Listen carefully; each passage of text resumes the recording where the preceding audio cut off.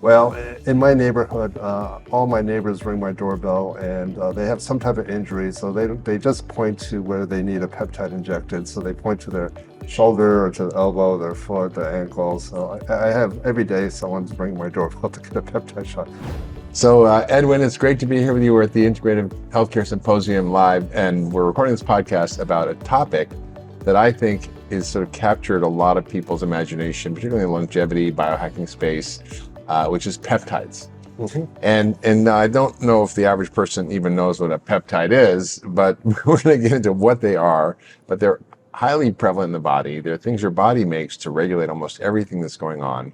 They're little mini proteins, essentially, that are the communication network of your body, and they regulate every single function from your hormones to your brain function to your immune system, to your sexual function to tissue repair. I mean, it's quite amazing that we've kind of, gone this long in medicine without really taking a hard look at peptides in a conventional way. Now, there are things that people know of as peptides that you don't even know are peptides, right? Like insulin is a peptide. Exactly. Ozempic is now the sort of blockbuster drug of the day. Peptide, yes. And that's a always been peptide. a peptide. Right? That's a peptide. So glutathione is a peptide. glutathione is a peptide, yeah. So there's a lot of compounds that we use in medicine that are peptides. There's probably over 7,000 produced by the body, right? Actually, technically 300,000. 300,000. Yeah. Okay, I was off by a few thousand. But we only understand a fraction of it. And outside in nature, there's, I think, I estimate about 6 million peptides out there. That's incredible. So, 6 million. I mean, a lot from venoms, some from animals, and in You my mean book, not in human peptides, but other peptides. oh yeah, dairy and Yeah. it's really amazing. Spiders and just interesting creatures. Now, Nature has a lot of wealth of. Now, as a functional medicine doctor and in regenerative medicine, interested in regenerative medicine, I really love the idea of using bioidentical molecules to support the body to do what it's supposed to do. Oh, definitely. Yeah. So the drug is essentially a new to nature molecule that interferes or interrupts or blocks some pathway in the body, and there's usually downstream side effects. Exactly. Peptides also can have side effects when used at pharmacological doses, like we're seeing with Ozempic. But these are biomolecules that we've evolved over millennia that regulate everything that's happening in our body. So they're getting a lot of kind of play in the sort of longevity space to optimize cognitive health, to rejuvenate your skin, to help with tissue repair, to improve sexuality, vitality, longevity. So kind of take us from the top down. What are peptides? How do they work in the body? And how can they be used to treat disease, optimize health, and rejuvenate our biology? You did a great explanation of peptides, but the way I explain it to my patients, Mark, is that peptides are signaling molecules. They're miniature proteins, small little proteins. They're made of amino acids, and unfortunately, the FDA has just made a clarification that under 40 amino acids is considered a peptide, over 40 is a biologic, and then over 100 amino acids traditionally has been considered a protein. Yeah. So it's the length of basically how many amino acids are put together. Like I said, there's the body makes 300,000 peptides. We only understand a fraction of it, and anyway, it's really fun to read the research that's out there. I explain that peptides to my patient is a signaling molecule. It's short acting, and it's like a doorbell ringing. Someone ringing your doorbell, that's a peptide, and a reaction is going to happen. Either your dog's going to bark or someone's going to answer the door. So if you give a peptide to basically help your immune system, like Thymosin alpha-1, that's going to stimulate your immune system work better. So that's a natural peptide produced by your thymus gland. And as you know, Mark, it's thyroid and thymus. It's always, patients always get confused, but it sits like in your chest and between your lungs in front of your heart. And I have some sweetbreads. If you like veal sweetbreads, it's when you go to a restaurant, you fancy restaurant, they grade sweetbreads. That's what it is. It's your thymus gland. I didn't know that. You didn't know that? I did not know. Interesting. I should order some sweetbread. So I wonder if eating it is actually good. I mean, if you get any TA1 or peptides from eating it after it's cooked, I don't know. Well, they did a study, you probably read, that basically they gave human growth hormone and metformin, DHEA, and it Yeah, improved the thymus. The yeah, thymus improved, and yeah. it was only in men, so they were going to do another trial. Curious if it's women, Mm. but anyway, if the thymus gets healthier, your immune system gets healthier. So that's one key component. Yeah. Have a healthy immune system. So how do they actually work? Are they like binding to receptors and activating gene expression and regulating various kind Great of question. protein networks in the body? Or... Some peptides are so small, like Epithalon, it can actually slip through and go through the nucleus and interact with the DNA through the histone binding sites. Ah, And some of these peptides were discovered by Dr. Thymosin, who is from St. Petersburg, Russia. Has probably like 40 years of research of these wonderful peptides, and unfortunately, he just passed away a couple weeks ago. So I'm really sad about that. I have so many questions to ask him, and you didn't get to ask him? and I did have a privilege to did talk to him once. But anyway, to me, he's like one of the top scientists, and he should have got the Nobel Prize in medicine.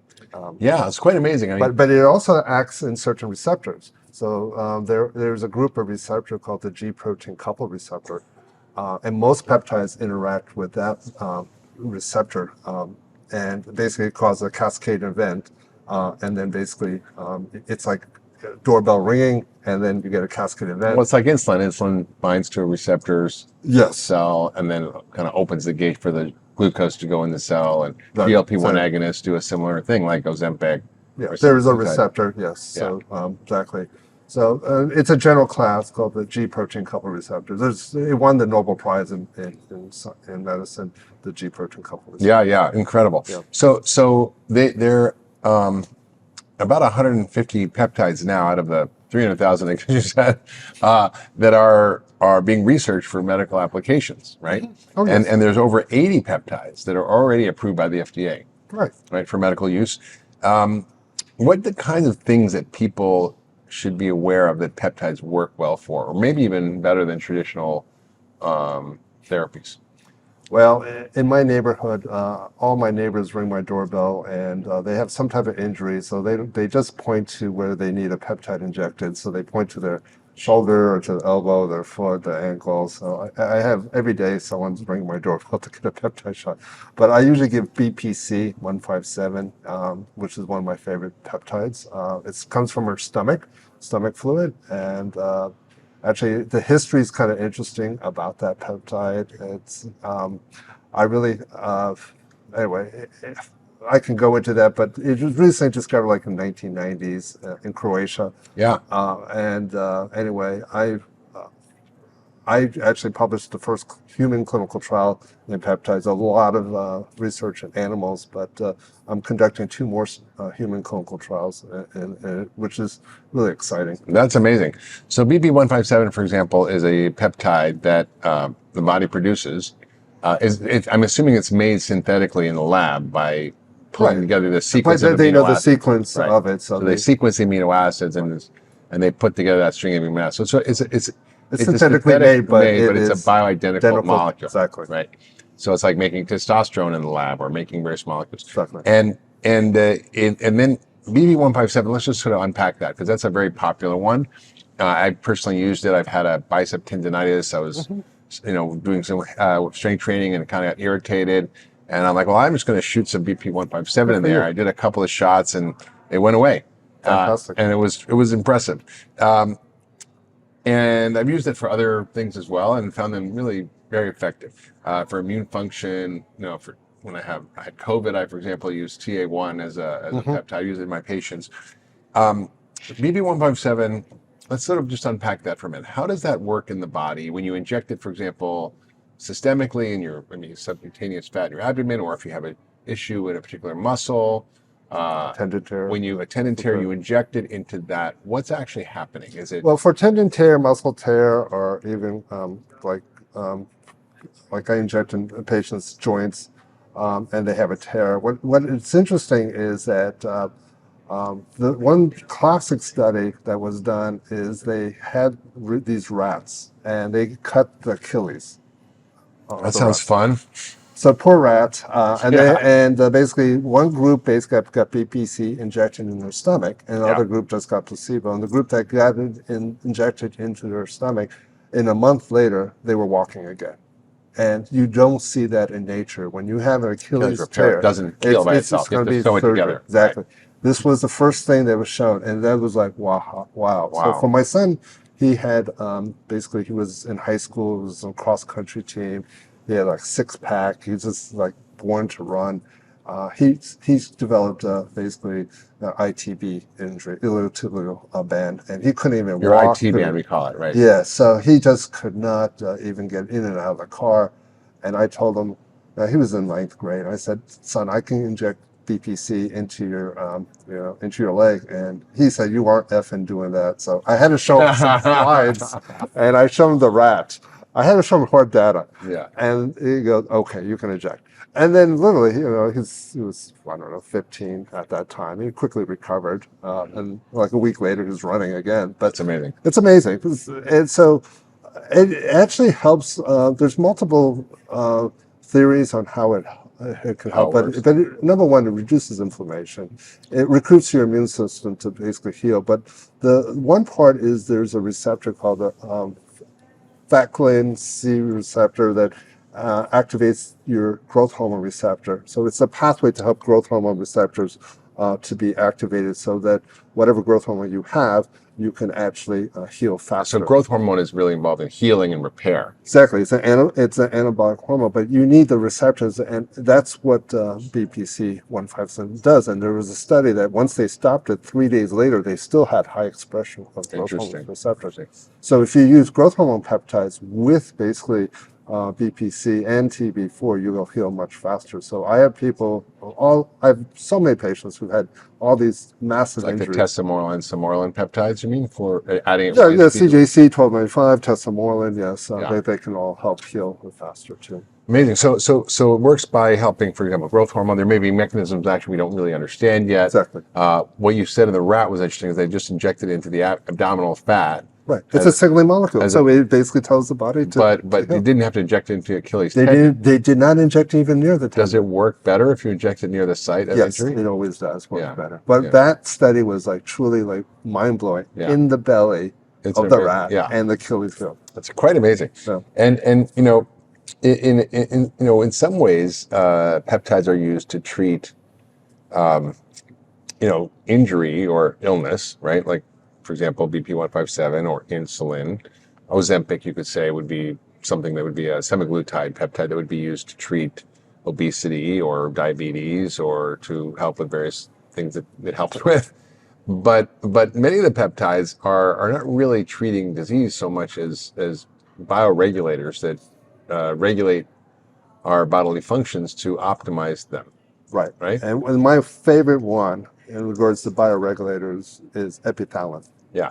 Epithalon. And that was discovered by Dr. Thymosin. And so, for It's a example, 4 amino acid peptide. 4 amino acids, it seems like, what would it do? It comes naturally from our pineal gland. Yeah. And as we get older, like our thymus gland, it will calcify and will shrivel up, and you lose melatonin and you lose epithalon from the pineal gland. And when you lose epithalon, what happens is your cells that are supposed to self-replicate get stuck in G2. So there's self-replication. So if you want a new skin cell, your body basically can get rid of the old skin cell, and then you generate new skin cells. Inside our body, we can generate new heart cells, new myocytes, new liver cells, new pancreas. But our ability gets less. Yeah, exactly, because we're losing epithalon. And epithalon basically turns on cell cycle. It's the peptide to make you younger. And I have patients who have prediabetes or type 2 diabetes.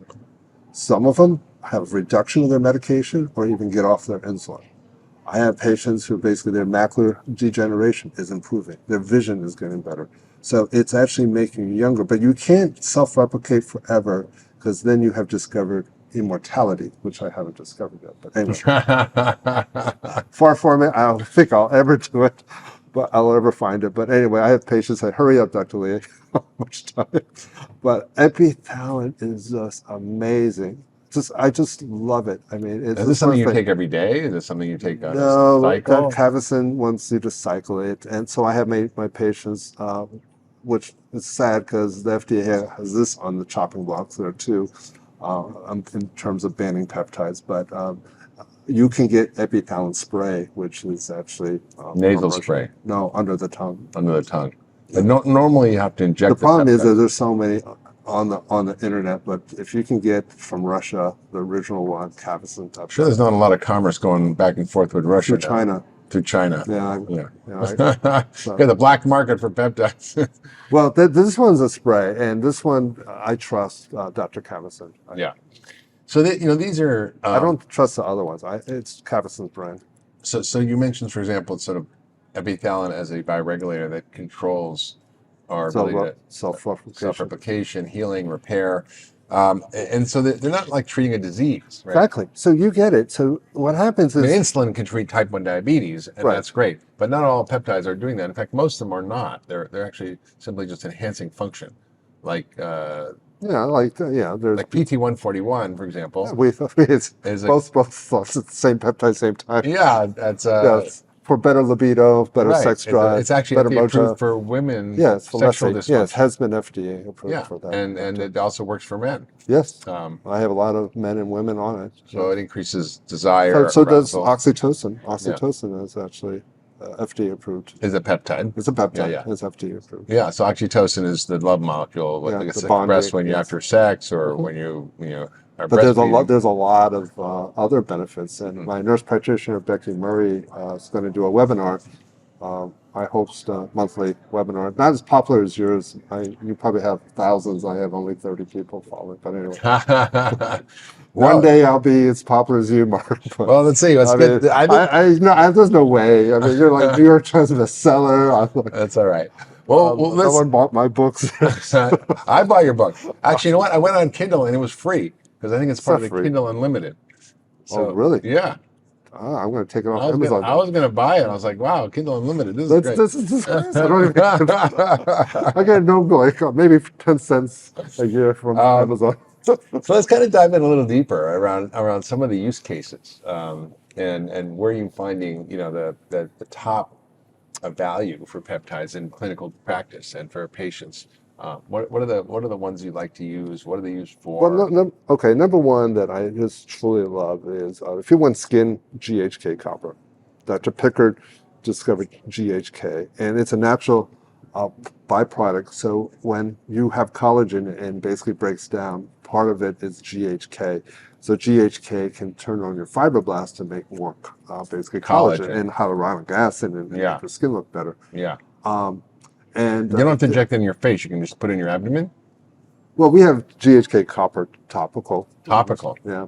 So I'm not that smart, not that good looking. I'm not a great athlete, but I have good skin, even though I live in Florida and I don't even use any sunscreen, but I use tons of GHK copper. On your face? Oh, yeah, topical. I love it, yeah. And I tell all my patients. Now, it stings like hell when you inject it. Well, no, I'm talking about topical, but you can inject, and for my father who passed away recently with very aggressive cancer, T-cell lymphoma of the small bowel, he had a great life, and he basically was told, you really have like 30 days to live. Chemo radiation won't work. And I said, all right, Dad, you're basically in a walker. Let me give you some peptides. And so, for cancer, there's several different peptides that has a lot of clinical studies in it. So Thymosin alpha 1 can help. To help your immune system fight cancer. Oh, yeah, as an adjuvant. So, not the cure. It's not a cure. We're not saying it's a cure. What you're saying is People, all the studies, even stage 4, most of them shows basically improvement of basically longevity, then reduction of mortality. So Thymosin alpha 1 has been used. You can use basically metenkephalin, which I was using. GHK copper turns off also cancer genes. Epithalon can also do that. So I told my dad, you're going to get some peptides, and I already drew it up. And my dad goes, I don't want them. He's like a stoic. He goes, I don't want them. And he goes, I said, it's too late, Dad. Mom is going to inject you anyway. So you can say whatever you want. And we got 8 great months with my dad. That's amazing. So he went from literally from a walker to walking 2 miles a day, regained his weight, and that's incredible. All through peptides. Yeah. and better nutrition too. Yeah, amazing. Yeah. So, kind of going down again into the sort of the rabbit hole of like, what are the best use cases? What are the top peptides in your toolkit, right? For example, I know like my best supplements are magnesium, vitamin D, fish oil. Like those are my go-to, right? Probiotic. What are the in your? I would say number one is I love BPC 157. You can take it orally. People with reflux, it tightens the LES junction. I have some people get off their reflux medicine. That's the bottom of your esophagus where the kind of reflux happens and where things come back up from the stomach. And there's not many things that tighten LES junction. Yeah, that's the lower esophageal sphincter. Yes. It's like a sphincter at the bottom of your esophagus, and that's loose, then you get reflux. Acid comes up, you get reflux GERD and all that. That's impressive. But BPC has, FYI, I have people taking it, and I inject peptides in their elbow, and a month later they re-injure their elbow, but they go, since I've been taking that BPC, my shoulder, I can sleep much better. So it can improve your entire body. So I call it the Wolverine peptide. So you'll get younger.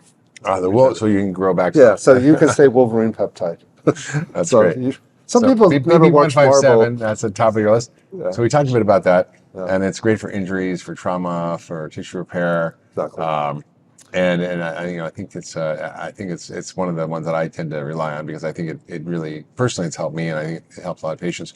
What other what other peptides? I love thymosin alpha 1 because as we get older, our thymus gland shrivels up, and we're trying to basically help the thymus gland. I mean, your immune system get healthier. And as you know, Mark, you got to have a healthy immune system because once it goes down, it goes to two ways. It goes to cancer or to infection. So we get immunosenescence, exactly. which means the aging of our immune system, which is why when you're older, you get more infections. You can't fight them as well. You die of pneumonia. Right. You don't respond as well to vaccines. And you get, looking at COVID, the people who are elderly had the higher risk of death. And so I think you're talking about a very important phenomena that we don't really have a good treatment for with traditional medicine. So generally, I tell my patients to use like 250 micrograms of thymosin alpha 1, like once or twice a week, just Not daily. You can use daily if you're sick, like higher doses, like if you have like COVID or flu. Yeah, my wife one day she goes.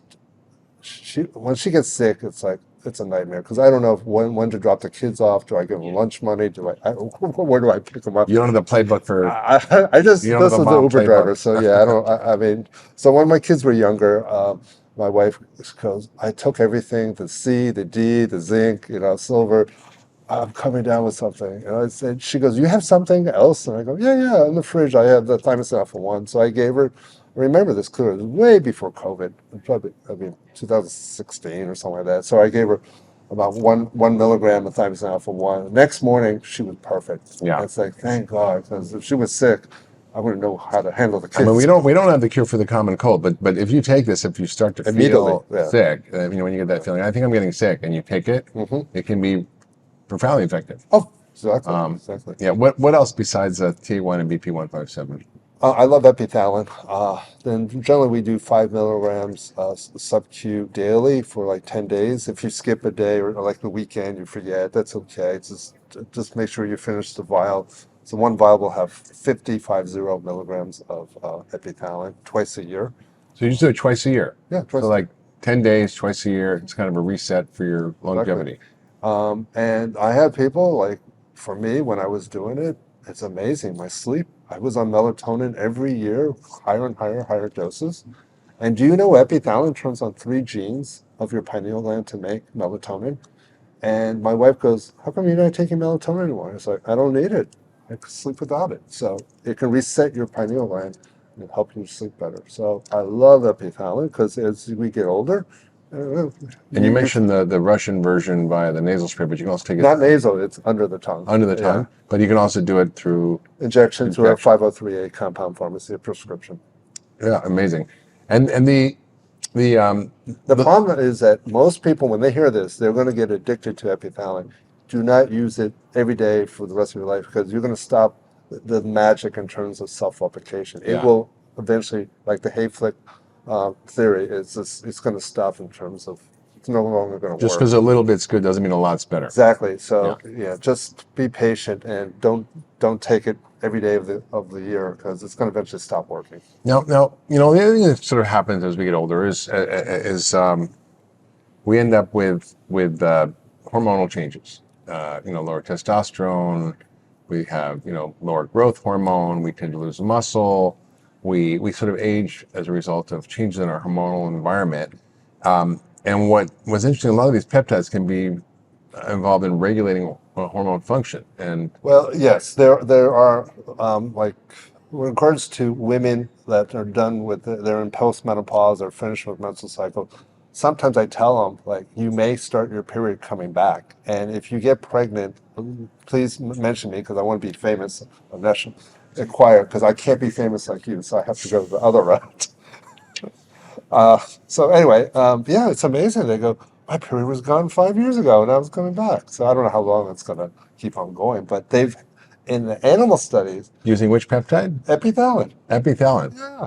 Interesting. So ovarian function gets better. So it works not just on the pineal gland, but also Other on organs. maybe Yeah. the hypothalamus. Can help the heart. Yeah. There, there's because it turns on gene expression, which is interesting. There's certain Interesting. proteins that get kicked on and things work. So epithalon is, like, to me, That's a good one. I love it. Maybe people are using other ones like kisspeptin, which is for testosterone.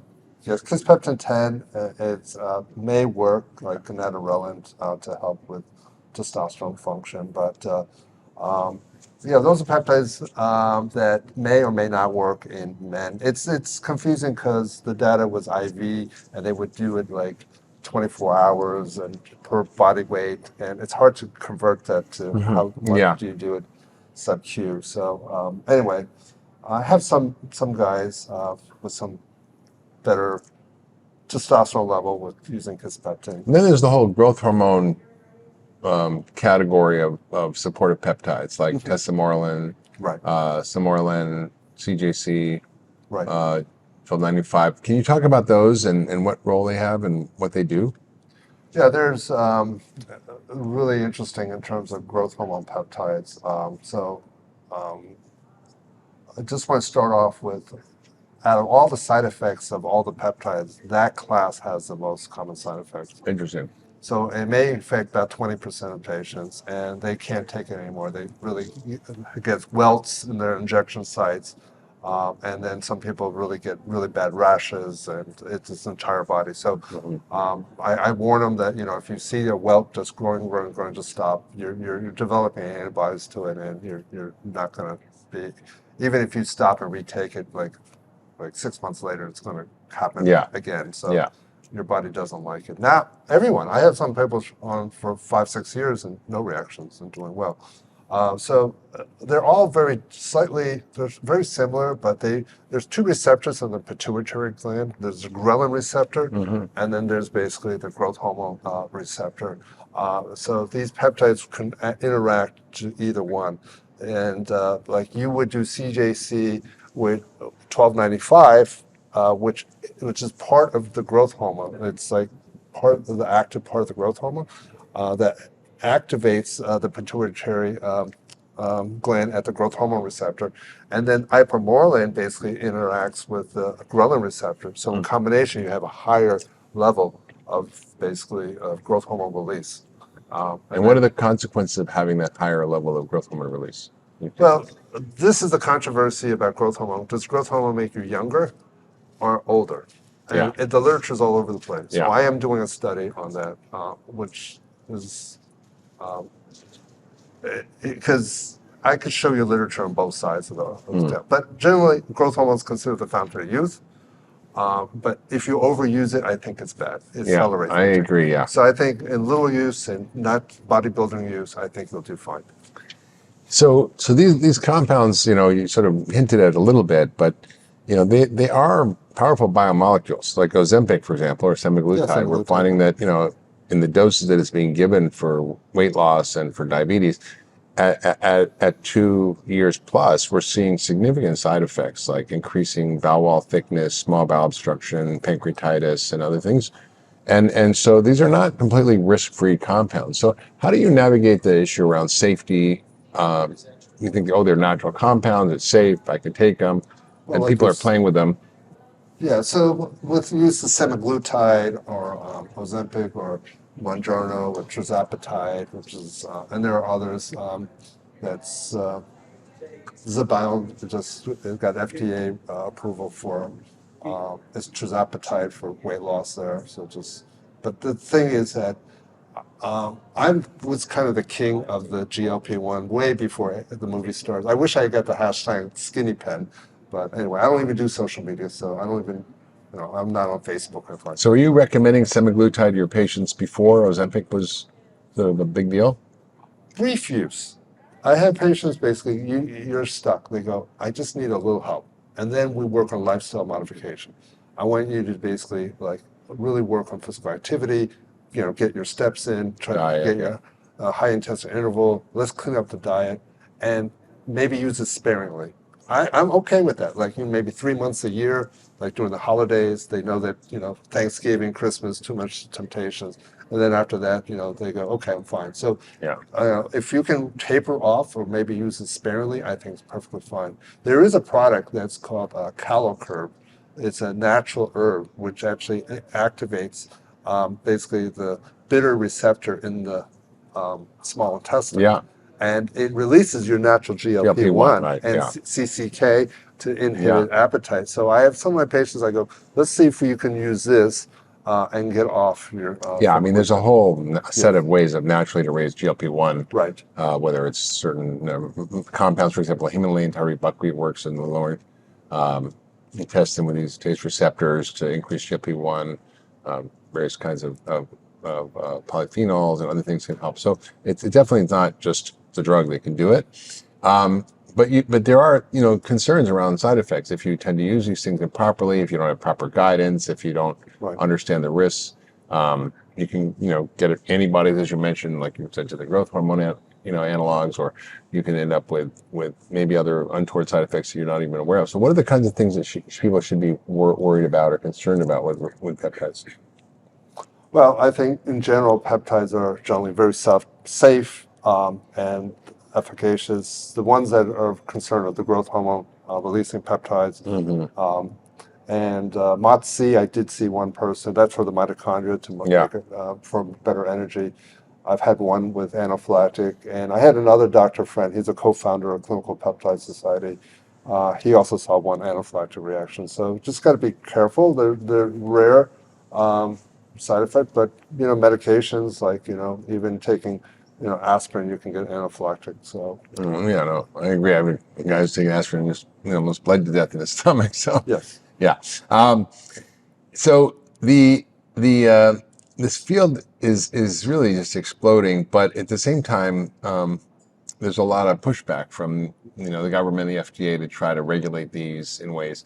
And one of the things that sort of I caught earlier that you said, which got my attention, was that there's not a lot of human clinical trials. A lot of the data you're talking about is animal studies.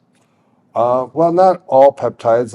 One of the peptides I just published was on Thymosin alpha 1, and it's open access, so you can find it. It's the comprehensive review of the safety and efficacy of Thymosin alpha 1 in human clinical trials. So there's 11,000 patients worldwide that have been on clinical trials on Thymosin alpha 1, and basically it's been safe. I mean, no side And the effects. efficacy based on those Yeah, trials? I mean, efficacy, most of them basically improved. I mean, they were doing studies like Hep B, Hep C. Now there's newer drugs and all that. But back then they had nothing. So they were using thymus alpha 1 and for chronic Hep B. And this is like interesting. If you go back in history and you're reading it, Interesting. and it's like, well, there's better ones here now. But anyway. Yeah. Well, I remember seeing in China during COVID that there were some studies on TA1 and COVID treatment. And some studies shows a reduced mortality. And unfortunately, the one compound pharmacy got this whole peptide upset with the FDA, and it was the compound pharmacy advertised that there's a cure for COVID. Oh, wow. And then you say cure to the FDA with COVID, oh, you're going to be shut down. That's why they were upset. So that was one of the reasons why it's on the ban list. But it has been approved as an orphan drug in the 70s. And when children, they did first clinical trials with children born without thymus glands. And they even the FDA goes, let's get this going. Let's see if we can help these children. And it was remarkable. It saved their lives. Yeah. So this is before Thymosin alpha 1, the precursor of it. But anyway, it's just like, hey, it's safe. It's around.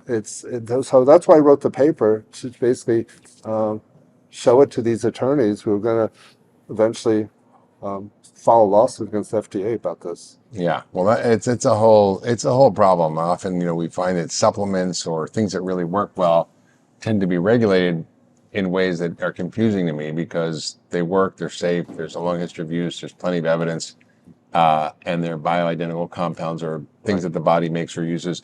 And I just find it sort of striking that maybe I don't want to be a conspiracy theorist, but there's seems pushback maybe from pharma to kind of try to reduce access to certain compounds because they work too well. Well, I have theories there too, but anyway, I just really want for people out there, especially your group, is to get onto savepeptides.org, and hopefully you'll have that on your podcast there. And it's really quick to sign the petition, send it to your friends and family.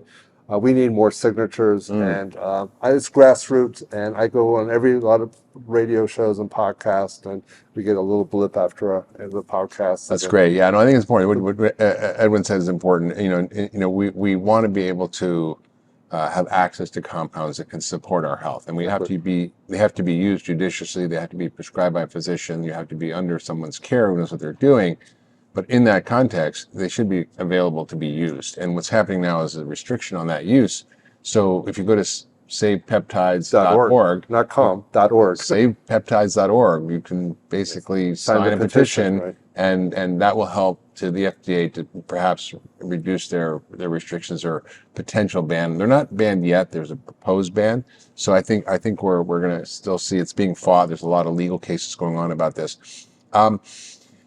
In terms of a few other use cases, one of the things that happens as we get older, and often a big problem for people, is energy. We lose energy, and one of the fundamental things that happens as we get older is our mitochondria don't work as well. We don't produce energy from food and oxygen as well. So basically, our engine starts to slow down, and we see, obviously, you see a 2-year-old running around, bouncing off the walls and full of energy, and you see like a 92-year-old and they're moving super slow, and a lot of that has to do with mitochondria.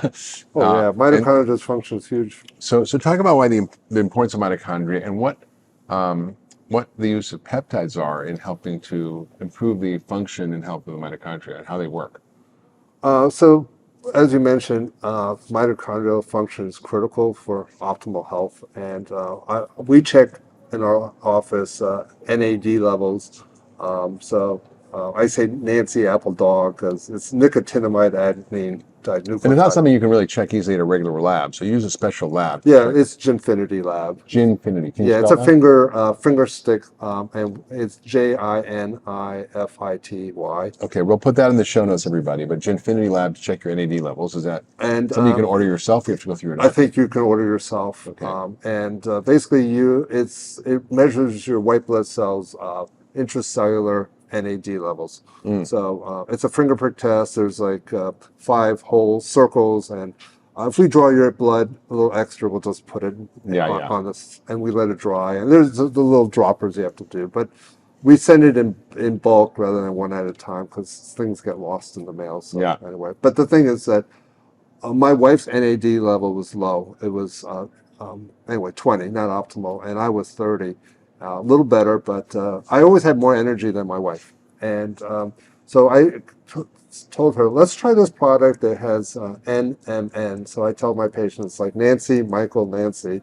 And it stands for a big chemical word, but it's a precursor of NAD. So a month later, we rechecked, and she went from 20 to 40. I went to 30 to 50. Amazing. And it's amazing because I like to ride. I'm not a professional cyclist, but anyway, I like to ride with younger people. Yeah, you keep up? Yeah, try to keep up. And did you do better? Oh, yeah. I mean, there was a group ride. They go, oh, you're so young. I go, no, I have a higher NAD level. So this is like the enhanced Olympics then, right? Exactly.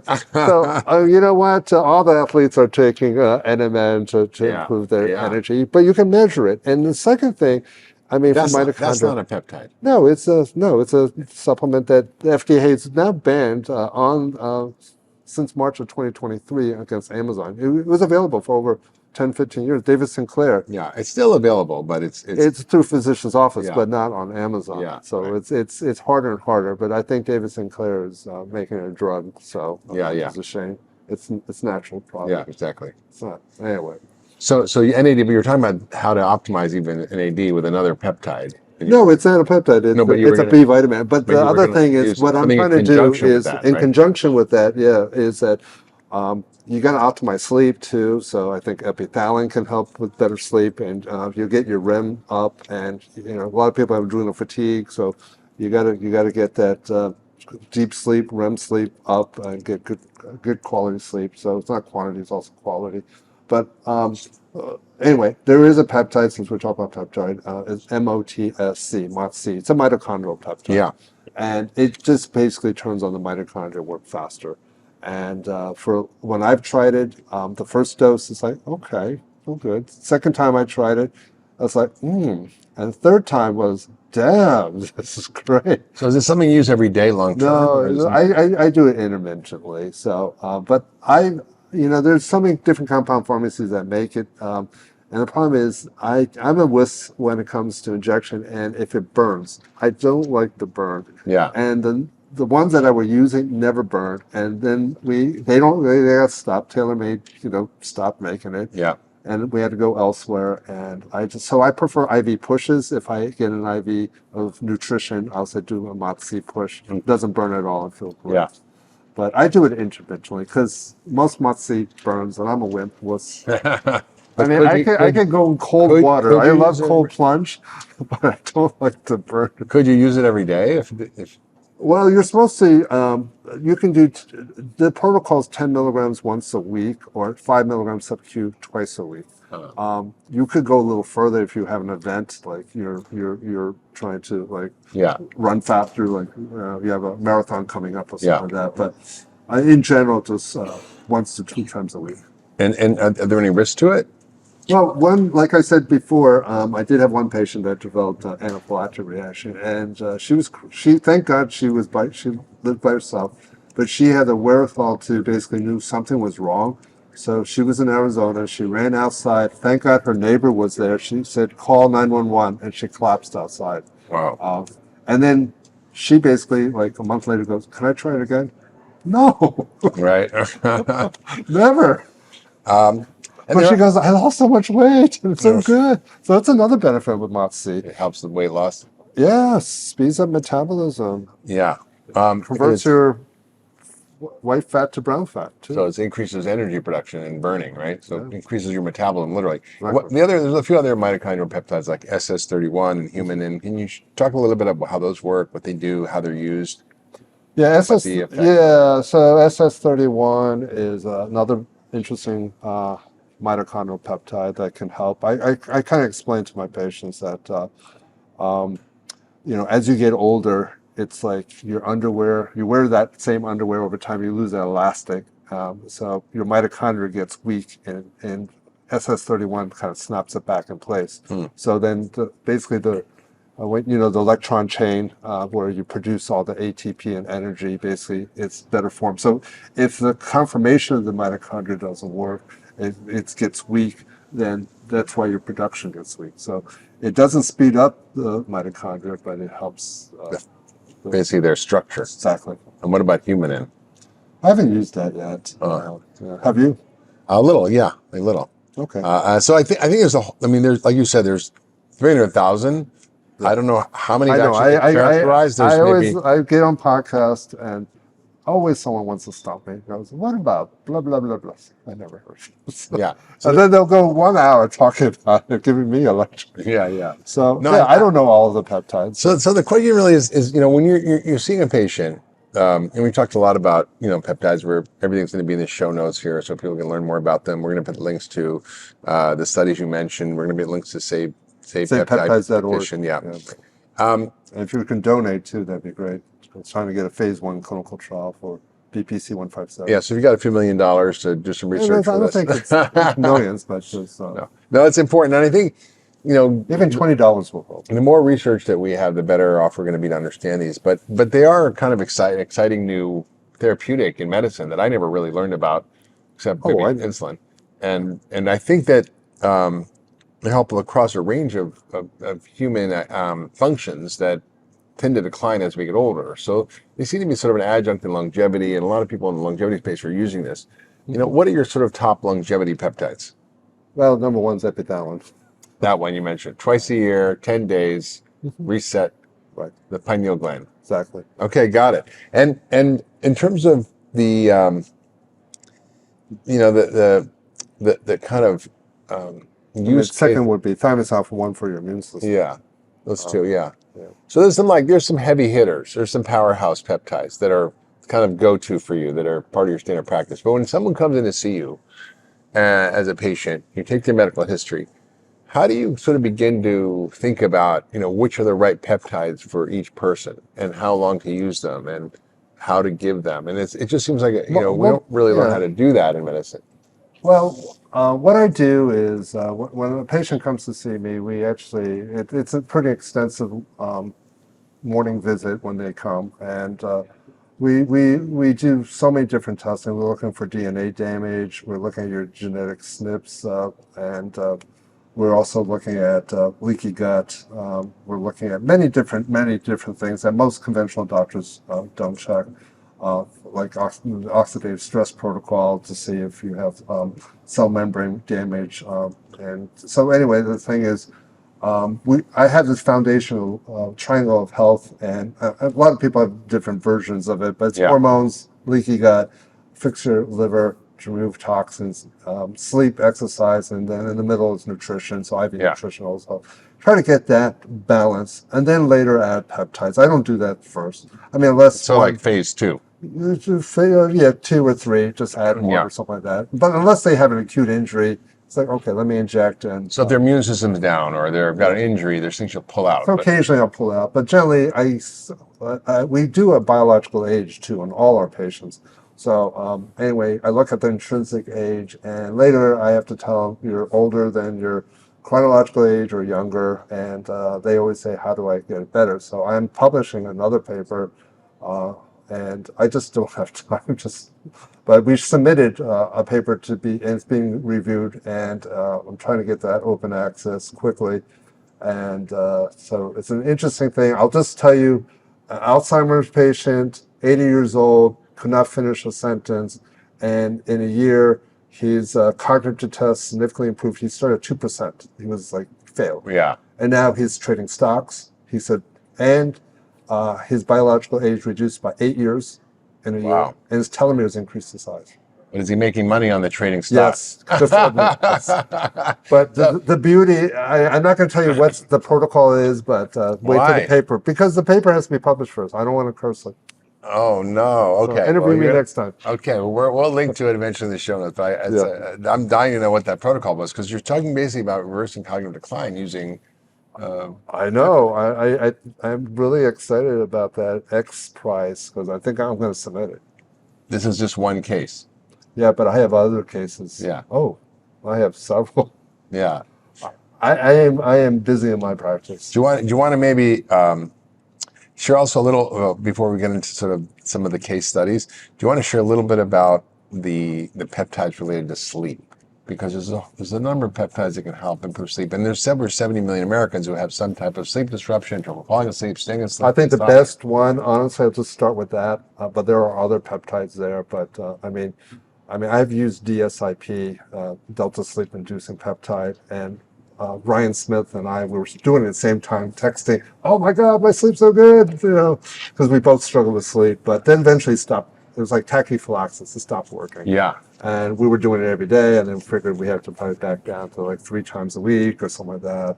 And then so that's DSIP. Yeah, I stopped using that. Epithalon is phenomenal. Epithalon, over time, because you're generating, you're turning on 3 genes for melatonin production. So it's phenomenal. So over time, you're not going to require some sleeping. I have people that are saying, OMG, I am sleeping great. So that's your top. But it took me 3 years, because I was doing it twice a year, and then on the 3rd year, I was doing it just to get my biological age down. Yeah, that's amazing. Are there any others that are helpful for sleep? CJC 1295. When I first took it, I forgot that it burns like not burning injection, but you feel like you're on fire.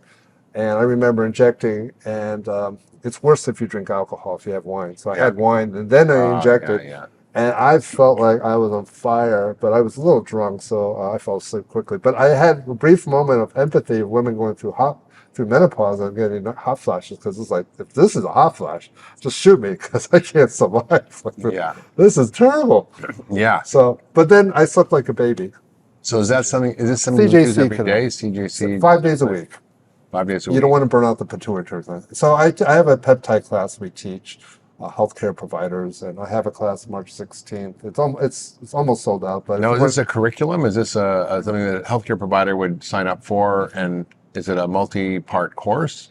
That's a one-day introduction to peptides, but we teach 7 new peptides. That's in case the FDA takes things out. So, anyway, it's exciting. It's on clinicalpeptidesociety.com if you're interested. I'm a co-founder of it. It's going to be in Orlando, March 16th. So it's an in-person seminar. Yeah, in person, not Zoom. I had someone from Beverly Hills sign up, and they go, "I thought it was Zoom." It's like, it says right there. So person only, no Zoom. Say the website again. It's clinicalpeptidesociety.com. I'm a co-founder of Clinical Peptide Society. So we're going to put that in the show notes if you're a practitioner, you want to learn more. Because it's hard to learn about this stuff. Yeah, you're actually, I remember you called me I did. once. Like, what the hell about these peptides?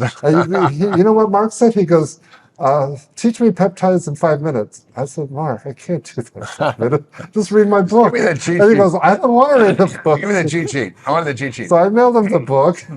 I mean, you read it, and you're really good. I'm like watching you. It's like you evolved. I'm learning. So I'm learning. High five. I'm learning. I like I'm a sponge. I like to learn new stuff.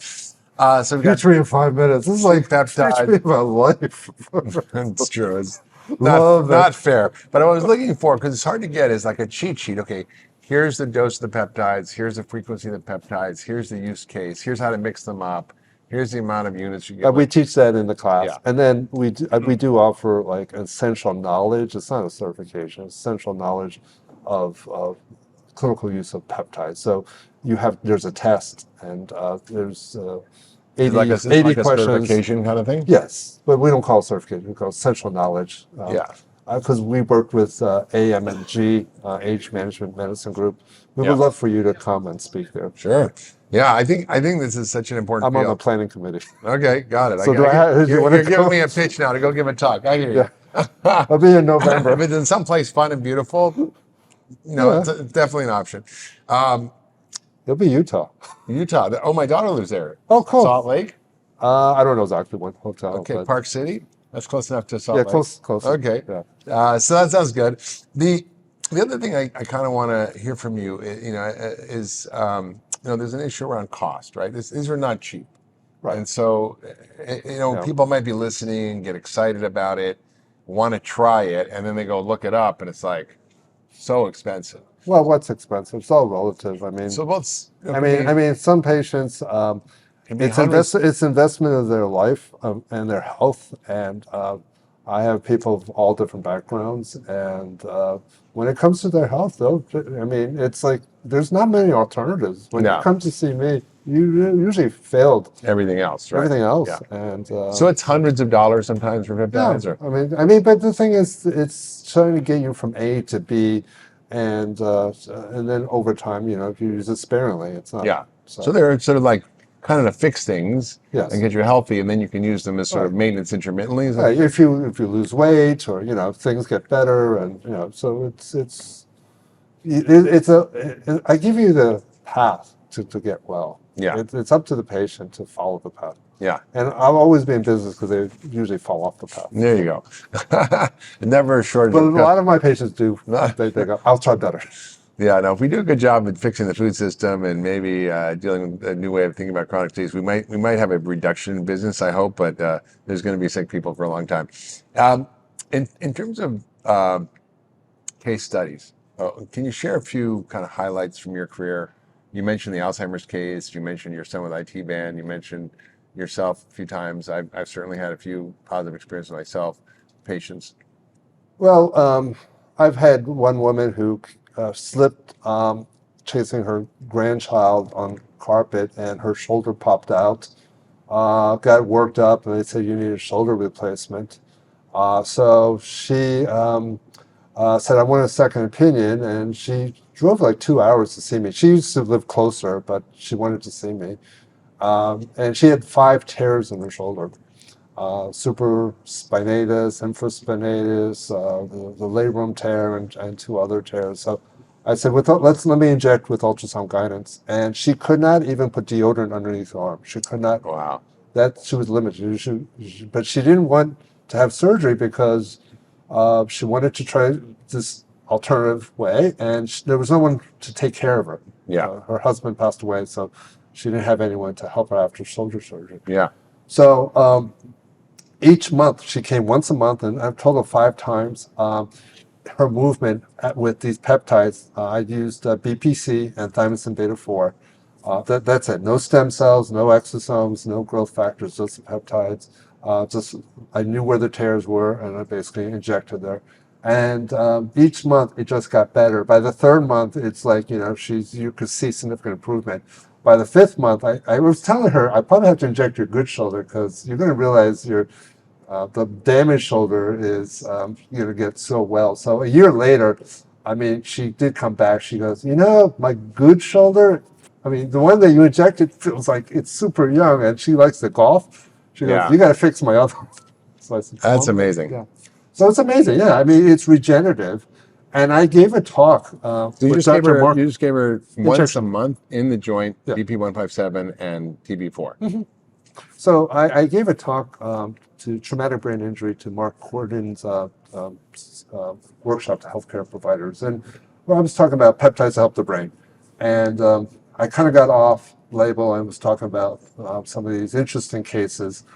And there was a retired Air Force orthopedic, he was like a captain in the Air Force. And he got up, put his finger in my face. And he goes, damn you, you're going to ruin the orthopedics careers. And I was like, yes, it's me by myself going to ruin all these orthopedics. No, you can be educated and offer this to your patients. Of course, yeah. So I'm excited. There is a doctor that graduated from Dominican Republic, and he found me, and he goes, I want to become an orthopedic surgeon, and I need to get something published. And my dad's an orthopedic surgeon. And it's like, in Miami. It's like, oh, so we've been talking. We have 2 clinical trials.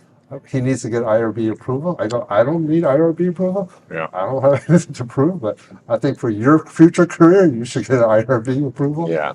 And I told him some sites you can go to, and hopefully we can get this quickly approved and start the study. That's amazing. Because one is we're going to do MRIs. You have it before the knee injury, like ACL, and then do a month into the knee for like 3 times, like once a month for 3 times, and then in 6 months repeat the MRI. Because I did a study published, and it was just subjective. We call and say, "Do you feel better?" Yeah, sure. But Having an MRI. orthopedic surgeons want to see. Yeah. What But like, what for example, heal a meniscus that's torn? Yeah, my mother had a partial meniscus tear, and I flew to Pennsylvania because she was getting. I couldn't figure out how bad it was, and when I saw her at the airport, it was like, "Oh, Houston, we have a problem." She couldn't even turn like 180. It was like just really slow, and so when I got home, I injected her, and then Does it have to go in the knee joint or just around the joint? In the joint. It has to be in the joint. Yes. You could try around, but the best is in the joints. Yeah. It's easy to, anyway, for me, it's relatively easy. Yeah. But the thing is that I injected then later, like that was October, and then Thanksgiving I was there and injected her. So I flew back to Pennsylvania, and then Christmas time I injected her. And Christmas time she didn't need a 3rd injection, but she goes, since you're here, just inject me. So my mother is now a peptide junkie. And for osteoarthritis too, would it help? Yes, it can help with it. It can help with, And they did studies in animals with arthritis. They induced arthritis in the paws and gave BPC, and it has reduced the. Does it regrow cartilage? I think to regrow, you do need the stem cells. Yeah, stem cells. Interesting. So last thing I want to sort of just touch on, the sourcing and finding peptides and finding practitioners and safely doing this, because it's a bit of a wild west out there. So people are getting it off of unregulated websites, and you don't really know what you're getting, and there's not really there's risk to it. So how do you sort of find the right practitioner and use the right compounding pharmacies to find the right peptides?